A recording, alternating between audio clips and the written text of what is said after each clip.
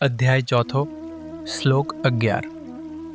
મનુષ્યો જે મને મનથી શરણાગત થાય છે તેમને હું તે જ રીતે ફળ આપું છું. હે પૃથાપુત્ર, મનુષ્યો જાણતા કે અજાણતા મારા જ માર્ગનું અનુસરણ કરે છે. આસક્તિ અને દ્વેષ એ ભગવાનની નબળાઈ નથી. આપણે બધાને ભૌતિક સ્વરૂપનું સાધન આપવામાં આવ્યું છે.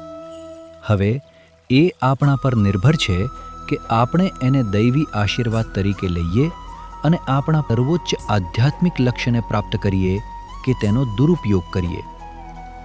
જો આપણે દૈવી આશીર્વાદનો દુરુપયોગ કરીશું તો તે સંપૂર્ણ વિનાશનું કારણ બની શકે છે. ભગવાન કહે છે કે હું જીવનના રૂપમાં બધાને કોઈ પણ જાતના પક્ષપાત વિના શક્તિ આપું છું.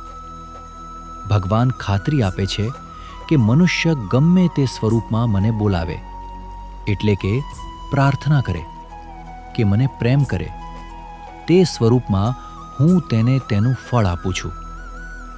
ભગવાન ખાતરી આપે છે કે જો કોઈ મનુષ્ય કોઈ પણ માર્ગનું પાલન કરે તો ભગવાન તેને તેનું ફળ અવશ્ય આપશે. કોઈ એક માર્ગ લે છે તો બીજો વ્યક્તિ બીજો માર્ગ લે છે. માર્ગ વિવિધ છે, પરંતુ તે બધા મારી પાસે જ આવે છે.